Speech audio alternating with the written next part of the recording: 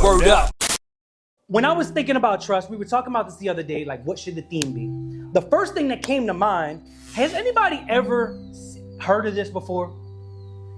And just show of hands, ever heard it just somewhere? Okay, so look, here's one of the things. Okay, so look, lately I've been doing this when I go to, I've been recognizing that sometimes the disconnect that we have between our church and our daily life is we say so spiritual, we say so theology all the way up here that it's like, yo, but what do I do like when I like get a job? Yo, what do I do? Like, what if I'm literally having like anxiety issues and I need to go to therapy? What if I literally like, I'm just like out of shape and I need to work out?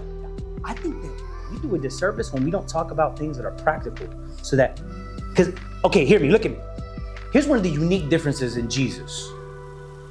Jesus Christ, we believe, was fully man, fully divine. He had a fleshly and human earthly body. That means he stepped into the world just like us and had to live and do all the things we do.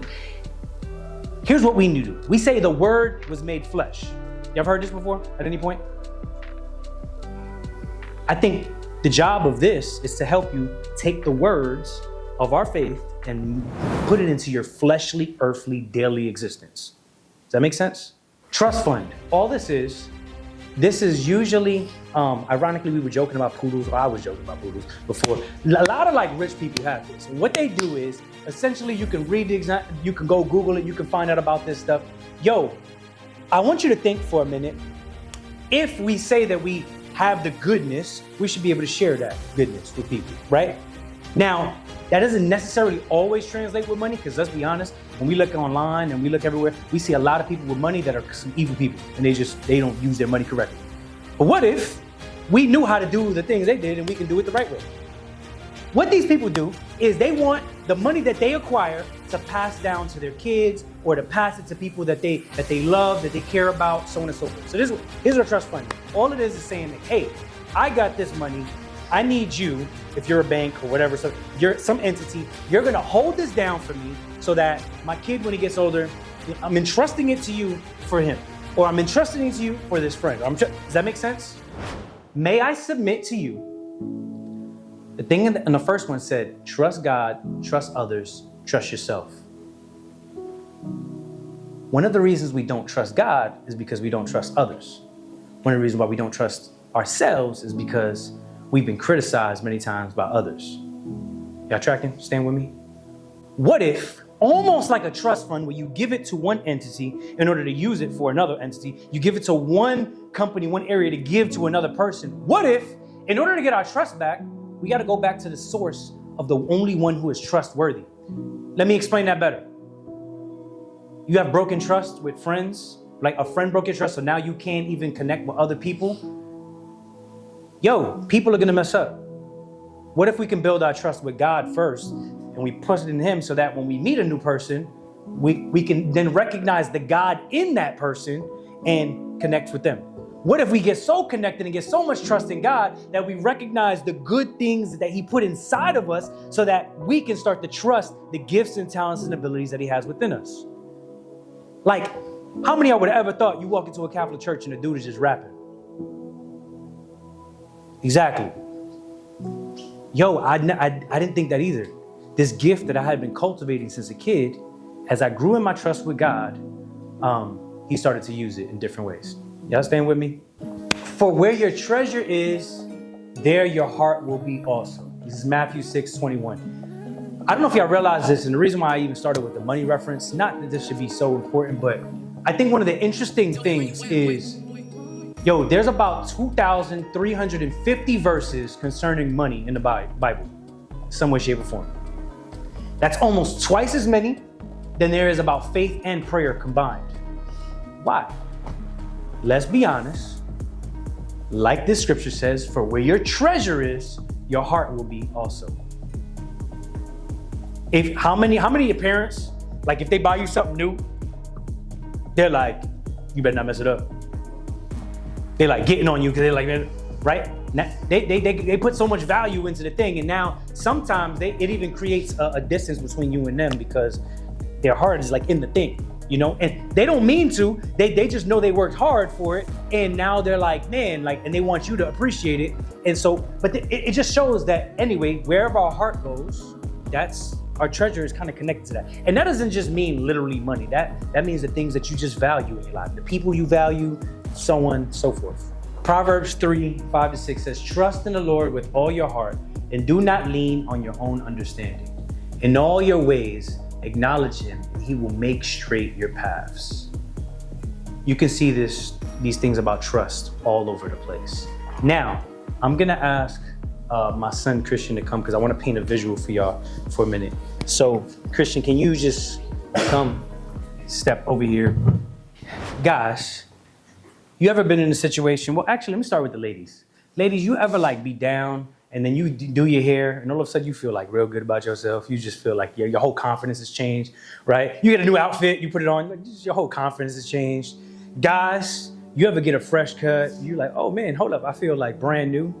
Am I the only one? Some of y'all like, man, I don't care.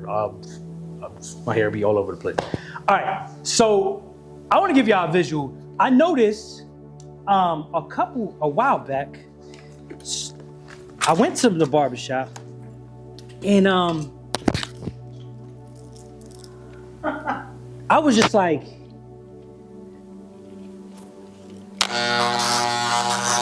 I should cut it? The whole thing go bald?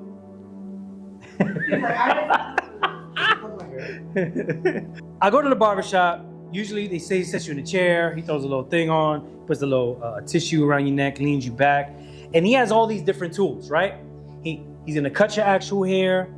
If you ever look, and when you're in a barbershop, there is mirrors all over the place to make sure he can see from every angle how he's gonna make sure it's as perfect as possible, right? Then, if you get cuts like me, you might have different lengths. So you got like a fade, right? So he might start with one, then he has another clip and he adds some there. And he's like, okay, well, I need a different size for a bigger. Yeah, they have all these little different bits. They have all these different tools. Then you get to a big thing. And I noticed a long time ago that usually there's a point where this is the most important part. Make sure your lineup shape up is nice and fresh. And he usually leans you back and he starts. And I remember one day I was leaning back and I was like, I am trusting a grown man with a blade to my face. And I'm trusting I'm gonna be okay. All jokes aside, I left there. I wrote this chorus and it's crazy. I haven't done anything with this song yet. But I was just like, I just wanna trust God like my barber. Father, forgive me. He got the razor to my face and I know he gon' shape me up. Whoa, I've been trying to do it by myself. I messed up, Lord, I need some help. I think it's about time that I let you shape me up. Whoa. For ladies, let me help y'all out. Ladies, they got tools too, right? You're gonna do the rolos, you know what I'm saying? You're gonna put they sit you under that big, like, it's like a rice pot that's just hot, you know? Right? They got all types of this curling iron, that curling iron, this flat iron, this special brush, right? Yeah, y'all with me? They got all these different tools. May I submit to y'all again that our faith, our church also has tools. We have scripture. We have the catechism.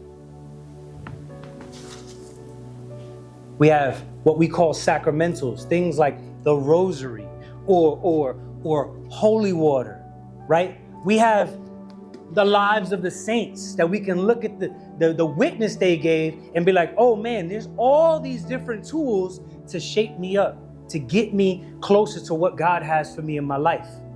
Now, the Bible, the written word, it is the story of salvation from beginning to end, right? The catechism is sometimes if you read the Bible, you don't fully understand whatever. The Catholic Church specifically says, hey, we're gonna iron out exactly what we believe.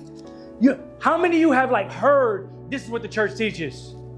And you see somebody make a random YouTube video talking about, okay, next time you hear something like that, I want you to write what they said. Just Google it. Type in catechism, church, what's the church teaching on blah.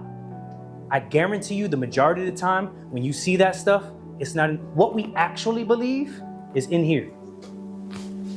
This is specifically St. Clare, right? And one of the things, we overcomplicate sometimes the thing about saints. Look, everybody in this room is called to be a saint.